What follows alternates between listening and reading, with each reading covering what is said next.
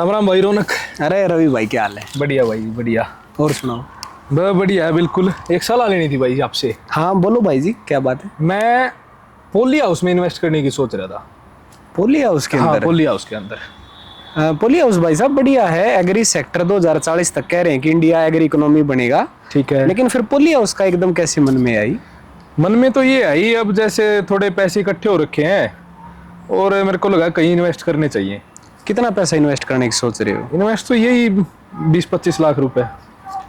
मतलब कितने एकड़ में आ जाएगा इसका प्रोजेक्ट? मेरे हिसाब से तो 2 एकड़ में लगना चाहिए इतने में। अच्छा, फिर अगर इतना ही प्रॉफिटेबल है तो फिर आप इसके अंदर कम से कम 4-5 एकड़ से स्टार्ट क्यों नहीं करते? 50-60 लाख रुपए। अरे नहीं, वो तो ज्यादा कॉस्ट हो जाएगी, 50-60 लाख रुपए बात जाएगी भाई। अच्छा, रिस्की हो जाएगा? रिस्क ज्यादा हो जाएगा उसके अंदर। हाँ, अभी तो 20-25 लाख की बात है ना। देखो भाई साहब, मेरा तो ये मानना है कि जो बिजनेस माइंड सेट होना चाहिए कि रिस्क तो 15-20 लाख में भी है। अगर आप ये सोच के आ रहे हैं कि भाई 15-20 लाख रुपया डूब जाएगा तो हम सह लेंगे, कोई बात नहीं है, तो वो भी तो एक रिस्क जो देखना चाहिए किसान को। बात तो सही है आपकी। हाँ, तो यही तो सलाह लेने आया था मैं आपसे कि क्या करें। रौनक भाई से पूछते हैं एक बार, इन्वेस्ट करना चाहिए या नहीं करना चाहिए। तो भाई आपने इसके बारे में कहीं से रिसर्च वगैरह की है? रिसर्च तो नहीं की, बट यूट्यूब पे वीडियोस देखी थी मैंने काफी सारी। उनमें तो यही बता रहे कि भाई एक बार 10 लाख रुपए लगाओ, फिर साल के 10 लाख 1 एकड़ से कमाओ। मैं इतना ज्यादा प्रॉफिट यार, ये तो है भी एग्रीकल्चर, अपना तो बैकग्राउंड भी एग्रीकल्चर का है। नहीं भाई साहब, वो बात ठीक है, पर YouTube पे है ना क्या, केवल सक्सेस स्टोरी दिखाई जाती है और उस चीज के पीछे तो भागना ही नहीं चाहिए जहां आपको पैसे का लालच दिया जाता हो। तो भाई पहले आप सीधा YouTube की बातों पे ना जाएं, एक्चुअल में फार्म पे विजिट करें और खासकर उन किसानों से मिले जिनके स्ट्रक्चर फेल हो रहे हैं और ये समझने की कोशिश करें कि क्यों स्ट्रक्चर फेल होते हैं, उसके पीछे की कहानी क्या है। फेलियर की स्टोरी जानना सबसे जरूरी है रवि भाई, तभी पता चलेगा असली। तो चलो चलते हैं और उन किसानों से मिलते हैं जिनके स्ट्रक्चर फेल हो रहे हैं। बारिश ज्यादा हुई ना, बारिश के कारण मतलब यह समस्या था होगी। अरे इसमें और ज्यादा भाई देखिए, बस वो एक समस्या आना ना, तो हमने इन चीज का नॉलेज है, एक दूसरे के देख कर ज्यादा खाद डाल दिया, तो इसने देख कर इसने ज्यादा डाल दिया, इसने देख कर इसने ज्यादा डाल दिया, तो किसी ने आगे डाल दिया, किसी ने पाँच से डाल दिया, ना टाइम की मैनेजमेंट इनकी। ये अभी मतलब बरसात में फिर ज्यादा पानी हो गया। हाँ, वो पानी हो गया।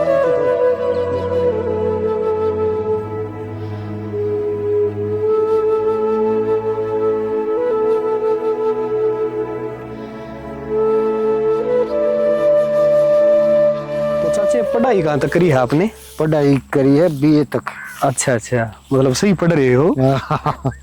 तो फिर अपनी जमीन कितने हैं अपने यहाँ? जमीन है जी 2.5 किले। ओके, और अपने एरिया में खेती किस चीज की होती है? खेती हो जी जैसे गेहूं, धान और ईख। अच्छा, मतलब कि मोस्टली मोटी खेती ज्यादातर हाँ। चल रहा अपने एरिया के अंदर। हाँ जी। इंडिया में 86% ऐसे किसान हैं जो स्मॉल एंड मार्जिनल फार्मर्स की कैटेगरी में आते हैं, यानी कहने को उनके पास जमीन या तो 2.5 एकड़ से कम है या 5 एकड़ तक ही उनके पास जमीन है। अब इतनी कम जमीन से किसानों के लिए प्रॉफिट निकालना काफी चैलेंजिंग हो जाता है। मेरा ताऊ पहलवान था। अच्छा। मैं बालकपन तक चौकस था शरीर थे, तो दादा ने सोची कि भाई ये पोता भी दे दे चौकस है, तो इसने ही पहलवान बनावांगे। अच्छा, तो दादा फिर इस करके ना वो बालकपन तो पहलवान करने लग गया। फिर कह रहा है गए कदे करी पहलवानी वगैरह आपने? न मन ना तो कोने करी करी पर एक आदमी चला जानता बालकुल कहीं गल्ला था तो पर गुरु ने ज्ञान नहीं मिला। अच्छा, तो फिर एकदम ये नेट हाउस लगाने के मन में कैसे आए? क्योंकि सब्जी का तो एरिया है नहीं शायद आपके एरिया में ज्यादा। सीजनल सी कराया करते भाई, जैसे गोभी का था सर्दिया में, घिया का था गर्मी में, तो वो जैसे आगे उनकी कोई स्कीम होगी, उन अपने जिससे वो टारगेट नहीं हो इनके अपने। कौन आगे? डिपार्टमेंट वाले, बागवानी वाले। अच्छा अच्छा, हॉर्टिकल्चर डिपार्टमेंट हाँ जी, वाले, ठीक है।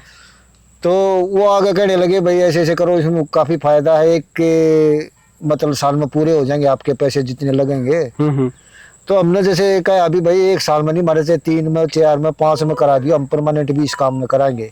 तो उनकी बात में आगे जैसे हमने लगा लिया, मैं चलो 1 नहीं तो 2 3 4 में तो पूरे होंगे। उन अपने टारगेट पूरे करने, तो उन और मतलब अपनी बड़ा चढ़ा के बात बताई भाई ऐसे हो जाएगा ऐसे हो जाएगा, तो हम उस झांसे में समझ लो आगे थोड़ा सा हमारा भी हो गया भाई, एक परमानेंट हमारा काम हो जाएगा, तो एक इनकम हो जाएगी भाई। जैसे साल में 6 महीने में 2-3 फसल होंगी, तो हमारा मतलब काम चलता रहेगा। Nowadays everybody is saying that protected cultivation is the future of Indian farming.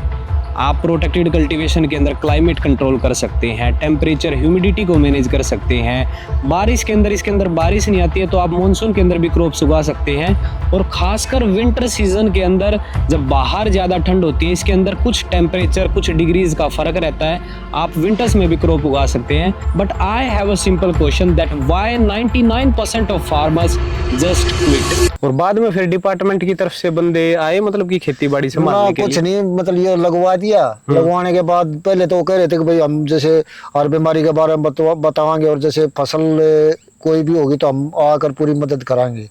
लेकिन कोई मतलब हम उनके संपर्क में भी रहे, लेकिन कोई मतलब भारत सरकार ने वैसे जो केवीके हैं, जो बागवानी विभाग है, वो इसलिए बनाया कि भाई किसान को जब भी डाउट हो, अगर वो नहीं आए तो आप भी वहां जाके पूछ सकते थे, संपर्क कर सकते थे। हम गए, मतलब वहां भी गए। जैसे डीएचओ थे उस टाइम, तो हमने बताया भाई ये प्रॉब्लम है, तो वो मतलब कहने लगे भाई ये आप घरोंडा संपर्क करो। ठीक है। तो घरोंडा में भी हमने जैसे ट्रेनिंग वगैरह ली थी, तो उनके भी नंबर थे, तो हमने फिर वो घरोंडा मतलब संपर्क करा, तो वो इतनी दूर तक फोन पर संपर्क, ये बीमारी है वो बीमारी है, तो उस तो सही मतलब गाइडेंस नहीं मिल पाई। अच्छा जी। तो वो भी हम मतलब अच्छी तरह नहीं हो पाया। फिर बाद में और ज्यादा खराब होगी, फिर हम गए, फिर वो मतलब डीएचओ साहब वो कहने लगे यार पहले कहना चाहिए था, पहले आपने वहां का नाम ले दिया ना, मतलब विजिट करी ना कुछ, मतलब वो है कि वो फोन पर दिखाओ और वो करो, तो उससे मतलब बात बनी है, फसल मतलब खराब भी होगी हमारी। अच्छा, किस साल की बात है ये 3 साल पहले की थी, मतलब जब पहले मतलब न लगा रहे पहली ये फसल थी हमारी। वो ना दिमाग सा कि मैं पढ़ाई का था ही नहीं, घर के जमींदार करे ट्रैक्टर के लिए उससे कहीं ध्यान हो गया। उस टाइम शायद था भी कोने पढ़ाई का ज्यादा क्रेज। तो फिर चाचे खेती में सब्जी वगैरह खेती कब तक कर रहे हो आप? सब्जी की तो भाई मैं 94 करने लग रहे हैं खेती तो। अच्छा, मतलब आपके गांव में मतलब बाकी किसान भी कर रहे हैं या आप ही कर रहे हो?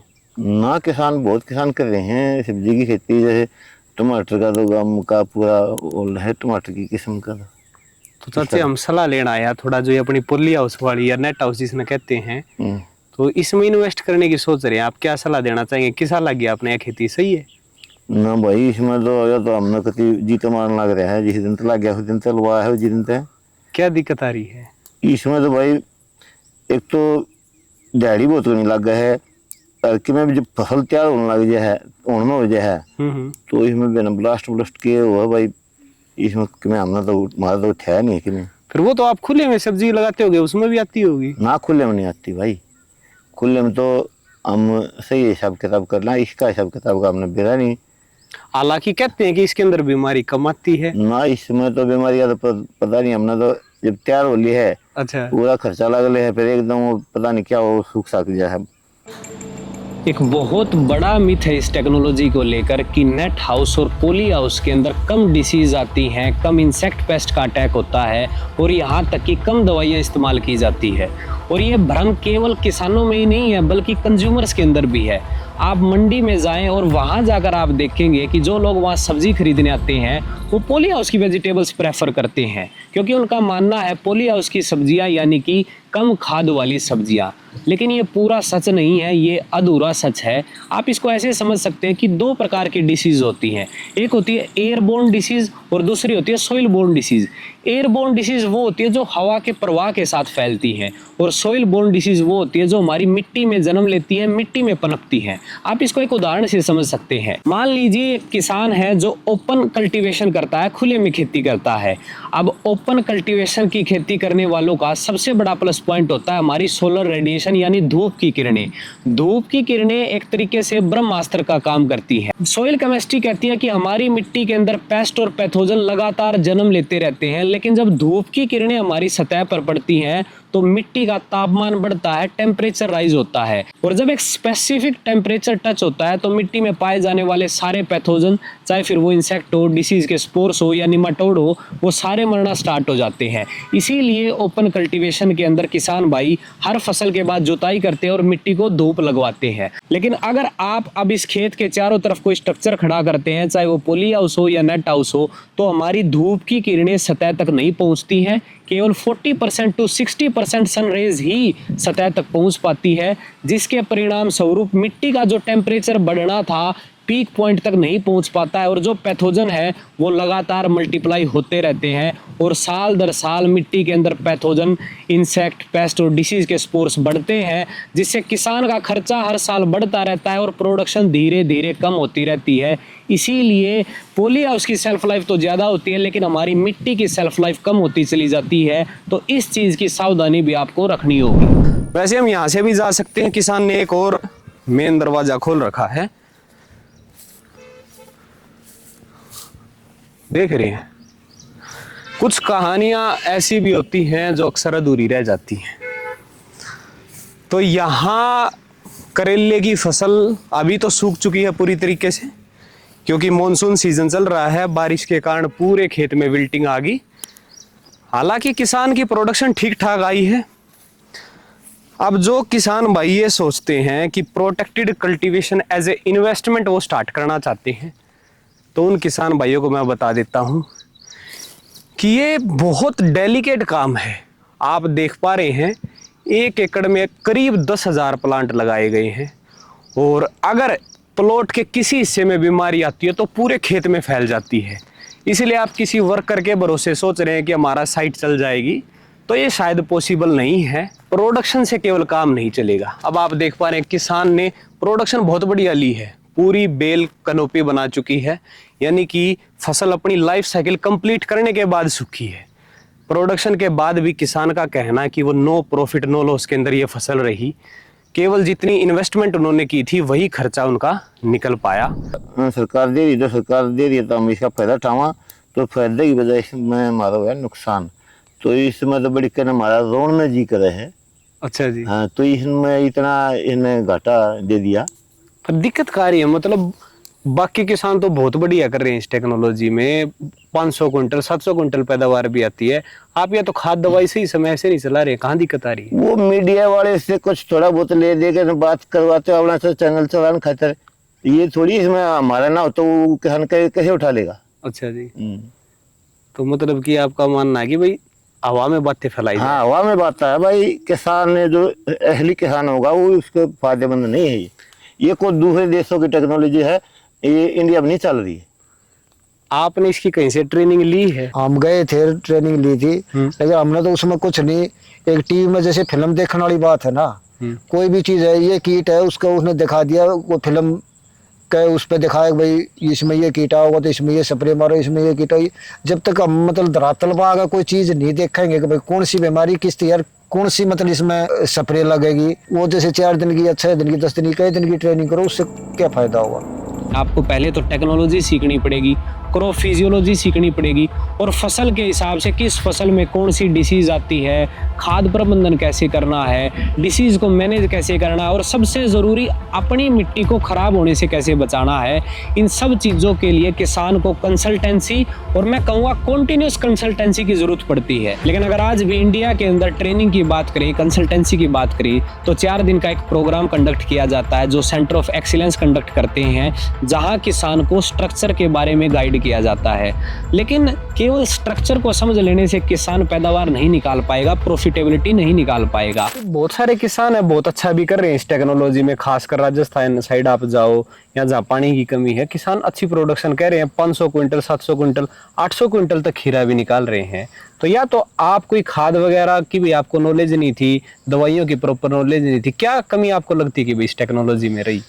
बस दवाई की भी, खाद भी, और शायद हम अच्छी तरह नहीं दे पाए। कारण ये था कि भाई शायद ये जो जमीन भी हमारी उतनी अच्छी नहीं है कि भाई जो प्रोडक्शन चाहिए वो नहीं निकाल पा रही। ऑफ सीजन का थोड़ा बहुत हम सोच के करना तो वो भी नहीं कर सकते, क्यों जिस तरह ये इसमें पानी भर गया है और यो इसमें समझो अक्टूबर नवंबर तक रहे, फिर कौन सी फसल लगा और कौन सी हो इसमें। अच्छा, मतलब एक बीच में मानसून सीजन आ जाता है। मतलब 2 फसल किसान ले सकता है इसके अंदर? हमने तो 2 भी नहीं दिखती, एक का ले हम तो। अच्छा, साल में केवल एक फसल ले रहे? एक का फसल हुआ इसमें। तो जो आप एक नॉर्मल खुले में गेहूं धान की खेती करते थे और एक ये स्ट्रक्चर लगाने के बाद क्या कुछ इनकम बढ़ी है आपकी? 3 साल हो चुके हैं।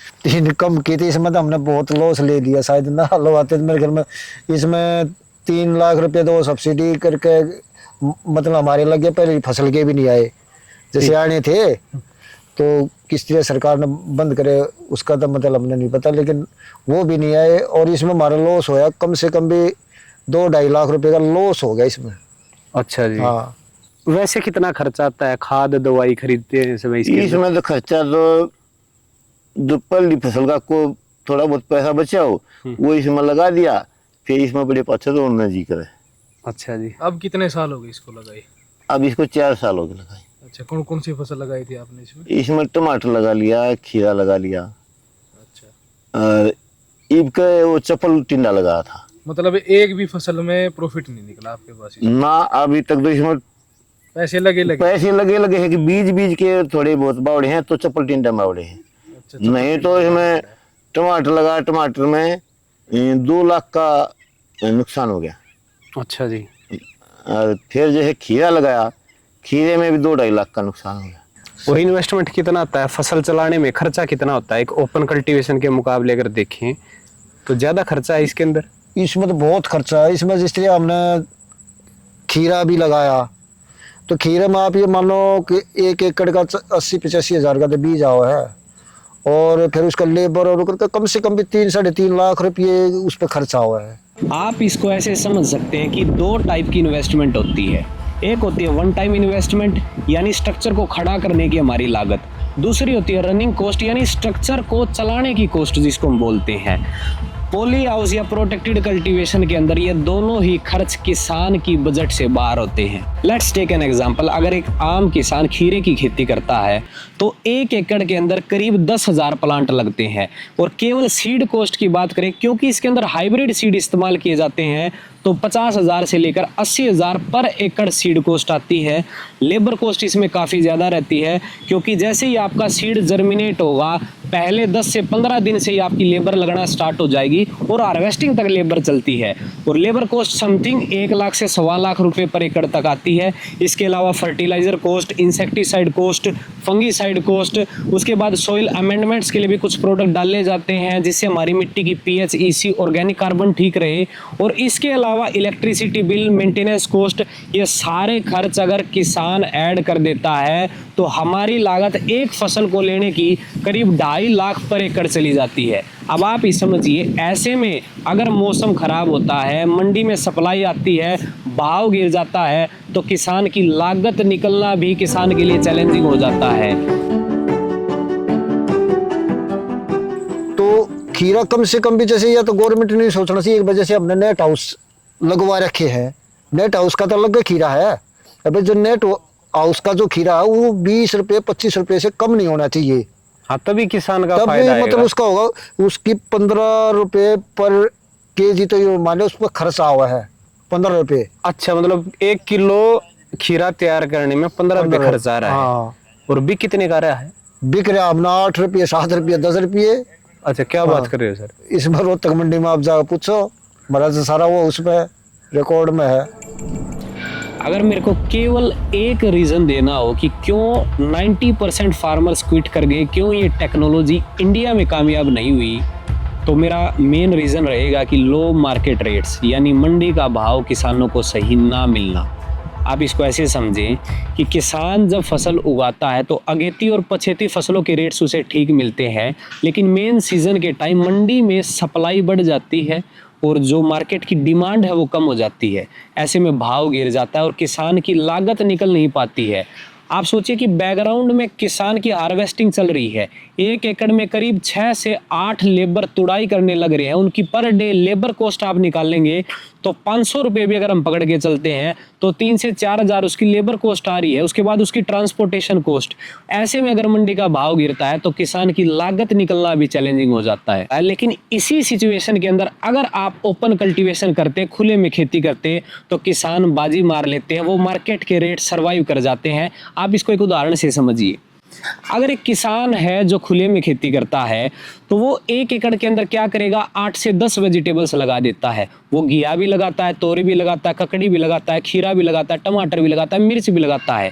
जब आप डाइवर्सिफाई कर देते हैं अपने फार्म को, मल्टीपल क्रॉप्स लगा देते हैं, तो एक टाइम पे एक क्रॉप आपको लिमिटेड प्रोडक्शन देती है, 2 बैग घिया के आगे, 2 बैग खीरे के आगे, 2 बैग मिर्च के आगे। ऐसे में होता क्या, किसान के लिए मार्केटिंग करना आसान हो जाता है। हम होटल्स में जा सकते हैं, रेस्टोरेंट कैफेज को पकड़ सकते हैं और अपने प्रोडक्ट दे सकते हैं, क्योंकि हमारे पास वैरायटी ज़्यादा है और सप्लाई कम है, 2-2 बैग हर चीज़ के हैं। लेकिन वहीं जब एक प्रोटेक्टेड कल्टीवेशन का किसान, जिसका पूरा फार्म ड्रिप इरिगेशन पे चलता है, 10,000 बेल की प्रोडक्शन एक साथ निकलती है एक दिन के अंदर, तो आप अंदाजा लगाएं कि अगर आपने खीरा लगा रखा है, टमाटर लगा रखा है, तो 100 से 150 बैग हार्वेस्ट होते हैं एक दिन के अंदर। और इतनी बड़ी हार्वेस्टिंग आपको सेल करनी है 1 से 2 दिन के अंदर, क्योंकि सेल्फ लाइफ इससे ज़्यादा नहीं चलती है। तो यही किसान का चैलेंज है, मोनोक्रॉपिंग, यानी एक समय पर एक ही फसल इन स्ट्रक्चर्स के अंदर उगती है। और इतनी बड़ी सप्लाई किसान किसी मार्केट में एक डायरेक्ट कंज्यूमर को सेल नहीं कर सकता। उसके पास एक ही ऑप्शन है कि वो मंडी में माल को बेचे, और मंडी में जो भी भाव है उसके ऊपर किसान की इनकम डिपेंड करती है।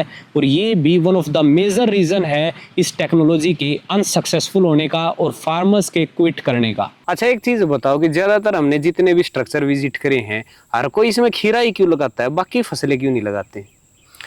इस बार जो डॉक्टर साहब वो क्लास मारती दी नहीं भाई, खीरा, शिमला मिर्च और ये टमाटर, ये 2-3 चीज बताया था, तो ये हमने करके देख लिया। इसमें तो कोई सी मार तो फायदेमंद हुई नहीं। तो फिर अब आगे का क्या प्लान है? इसको आगे चलाना है? अभी तो मैं देख रहा हूँ आपने पूरी जाली वगैरह खोल दी इसकी।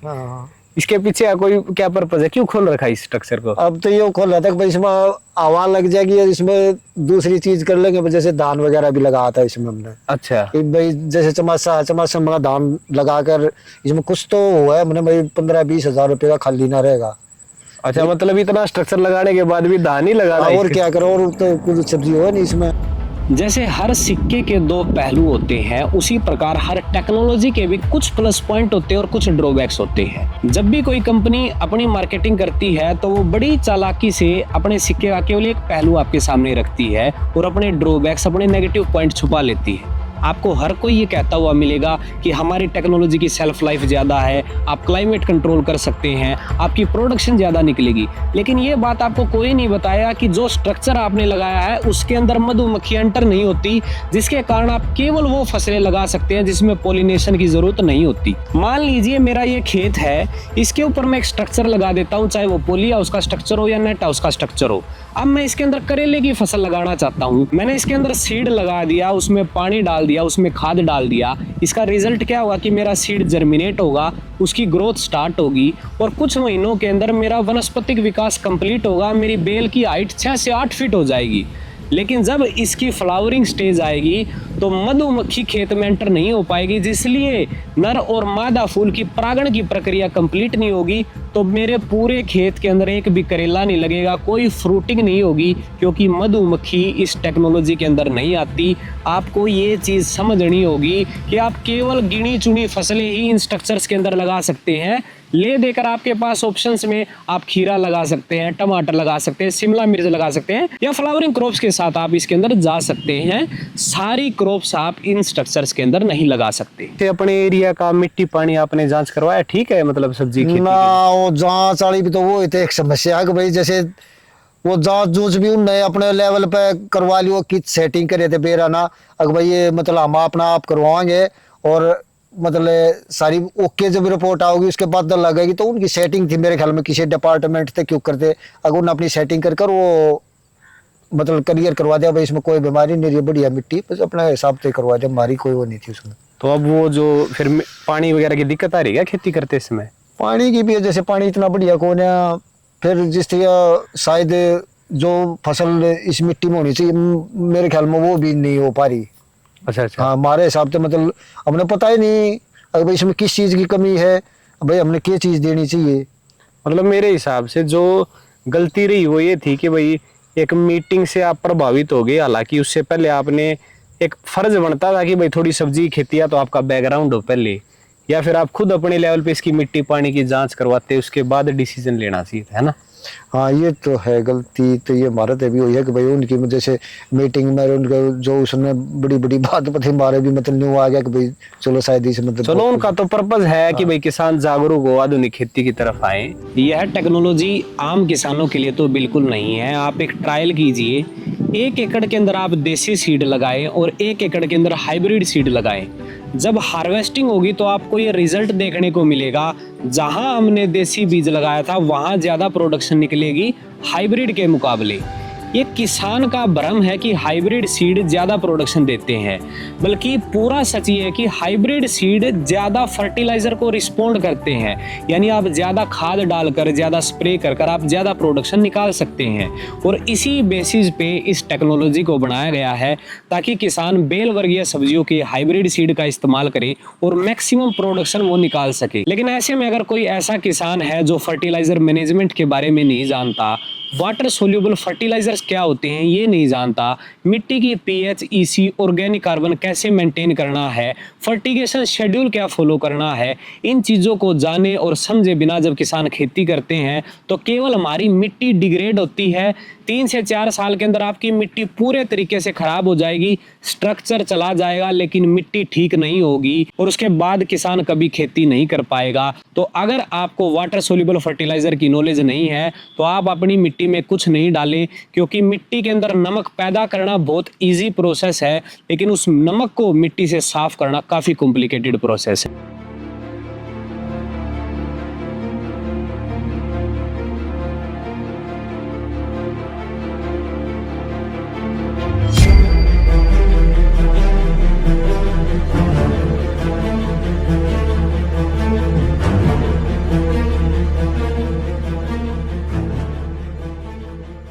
अगर मैं एक ऐसी स्टेट से आता हूँ जहाँ लगातार आंधी तूफान आते हैं, हेल स्टॉर्म्स देखने को मिलते हैं, ऐसे में अगर मैं नेट हाउस और पोली हाउस लगा देता हूँ तो देयर आर हाईली चांसेस कि मेरा स्ट्रक्चर फट सकता है। अगर मैंने नेट हाउस लगाया तो जितनी बेल मैंने स्टैकिंग के ऊपर चढ़ा रखी है हर बार वो सारी बेल गिर जाएंगी। मेरे को दोबारा से एक हाई इन्वेस्टमेंट लेबर के ऊपर इन्वेस्ट करनी पड़ेगी। पोली हाउस के अंदर सीट फट जाती है, स्ट्रक्चर डैमेज हो जाते हैं, मेंटेनेंस कॉस्ट काफ़ी ज़्यादा आती है। तो ऐसे एरियाज़ के अंदर भी ये टेक्नोलॉजी सक्सेसफुल नहीं हुई क्योंकि ये स्टॉर्म रेजिस्टेंट नहीं होती। या तो सरकार ने इसके ऊपर जैसे हमारी को फसल हो खराब होगी तो सब्सिडी करनी चाहिए या बीमा वगैरह करना चाहिए। बीमा की बात करा तो उन्हीं को मतलब नेट हाउस में बीमा को ना खुले में बीमा है तो मतलब सरकार की अच्छा, मतलब खुले में खेती करने पे मुआवजा मिलता है। हाँ। नेट हाउस में फसल के लिए कोई मुआवजा नहीं। हम गए कहीं भी कोशिश करी माजी इसी स्त्री है तो कोई वो ज्यादा वो नहीं है। तो अब इसको स्ट्रक्चर को रखना है या क्या, मतलब क्या प्लान? डीएचओ से संपर्क करेंगे, एक बार डीएचओ के पास जाएंगे। हाँ जी। तो हम बोल दें भाई हमारा तो फायदेमंद नहीं है, तो ये बताओ हम क्या करें, उसको उखाड़ें क्या करें, तो उससे थोड़ा सलाह ले लेंगे। तो जो सब्सिडी दे रखी है सरकार ने तो उसके बाद हमको डीएचओ साहब बता देंगे भाई राख ले या उखाड़ ले। इस वीडियो को बनाने का मकसद हमारा किसी भी किसान भाई को निराश करना या ठेस पहुंचाना नहीं है। ना ही हम ये कह रहे हैं कि इस टेक्नोलॉजी से किसान प्रॉफिट नहीं कमा सकते, पोली हाउस एक प्रॉफिटेबल फार्मिंग सेक्टर नहीं है। बहुत सारे ऐसे किसान हैं, खासकर राजस्थान स्टेट्स के अंदर अगर आप जाकर देखेंगे जहां पानी की किल्लत है, किसानों ने बहुत अच्छे रिजल्ट निकाले हैं। किसान प्रोडक्शन के मामले में 500 क्विंटल, 700 क्विंटल और 800 क्विंटल प्रोडक्शन प्रति एकड़ भी निकाल रहे हैं। बहुत सारे लोगों की लाइफ चेंज इस टेक्नोलॉजी ने की है। लेकिन हमारा मकसद है किसानों को जागरूक उन चीज़ों के लिए भी किया जाए जिसके कारण 99% किसान फेल होते हैं, क्विट कर जाते हैं, ताकि उन चीज़ों की प्लानिंग आप एडवांस में कर सकें। क्या क्या दिक्कत आपको आएंगी, क्या क्या परेशानी आपको आएंगी, एक प्रॉपर प्लान के बाद ही आप इस टेक्नोलॉजी में इन्वेस्ट करें। उसके बाद आपके बिजनेस के सक्सेसफुल होने के चांस बढ़ेंगे। इसी उम्मीद के साथ इस डॉक्यूमेंट्री को हमने क्रिएट किया है। आप ये समझिए, जब एक डॉक्टर बनता है तो करीब 7 से 8 साल वो पढ़ाई करता है, अपनी एकेडमिक नॉलेज लेता है, प्रैक्टिकल नॉलेज लेता है, तब जाकर वो ऑपरेशन करने के लिए तैयार होता है। उसी प्रकार एक इंजीनियर भी अपनी पूरी तैयारी करता है, तब जाकर वो इंजीनियर बनता है। लेकिन अगर आप सोचते हैं कि आपके पास 10 से 15 लाख रुपए हैं, आप इन्वेस्ट कर सकते हैं तो आप पोली हाउस के अंदर प्रॉफिट कमा लेंगे, तो ये इतना इजी नहीं है। एग्रीकल्चर खुद अपने आप में एक बहुत बड़ा विज्ञान है जिसको समझने का कोई एंड नहीं है। कोई लिमिट नहीं है, आप कितनी भी गहराई तक जा सकते हैं। किसान भाई इस बात को रिलेट कर पाएंगे कि हर सीजन कुछ ना कुछ ऐसी डिसीज बीमारी देखने को मिलती है जिससे सारे डॉक्टर अनजान होते हैं। तो पहले आप प्लानिंग करें, अपने एरिया का मार्केट एनालिसिस करें कि किस क्रॉप की आपकी मार्केट में डिमांड ठीक ठाक रहती है, क्या उस क्रॉप के लिए आपको पॉली हाउस की जरूरत है या आप खुले में खेती कर सकते हैं या आप ड्रिप इरिगेशन पर खेती कर सकते हैं। अगर पहले आपका तजुर्बा ड्रिप इरिगेशन पे है, आप वाटर सोल्यूबल फर्टिलाइजर समझ चुके हैं, खाद प्रबंधन समझ चुके हैं, आप क्रॉप फिजियोलॉजी को जान चुके हैं, धीरे धीरे आप अपने बिजनेस को बढ़ाएं, फसल को समझें, टेक्नोलॉजी को समझें, फिर इन्वेस्ट करें। और सबसे ज़रूरी चीज़ जिस पर किसान ध्यान नहीं देते कि हम अपनी कॉस्ट कटिंग कैसे कर सकते हैं। जब आप इस टेक्नोलॉजी के अंदर आएंगे तो आप इस माइंडसेट के साथ बिल्कुल नहीं आए कि आप पहले साल ही प्रॉफिट कमा लेंगे, 10 से 15 लाख रुपए कमा लेंगे। ये झूठी बात है, ये मिथ है, फेक हाइप क्रिएट की गई है कंपनीज के द्वारा।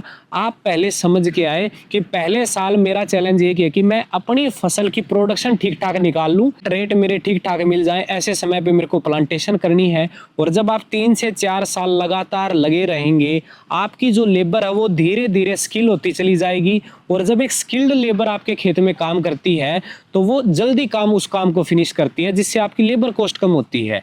तो धीरे धीरे आपकी टीम बनती चली जाएगी, धीरे धीरे आपका बिजनेस ग्रो होगा, आप क्रॉप समझेंगे। और साथ के साथ आप अपनी मिट्टी को बचाने के लिए आपको क्या काम करना है ताकि आगे जाके आपकी मिट्टी खराब ना हो। इन सारी चीज़ों के बाद आप इस टेक्नोलॉजी में आए। यही किसान दरबार का विजन है कि आप इन्वेस्ट स्मार्ट करें, रिस्क अवॉइड करें और अपने बिजनेस में ग्रो करें। उसके लिए हम लगातार वीडियोस बनाते रहेंगे। अगर इस वीडियो से वैल्यूएबल इन्फॉर्मेशन सीखने को मिली हो तो अपना प्यार दिखाएं और इस चैनल को सब्सक्राइब करें। जय जवान जय किसान।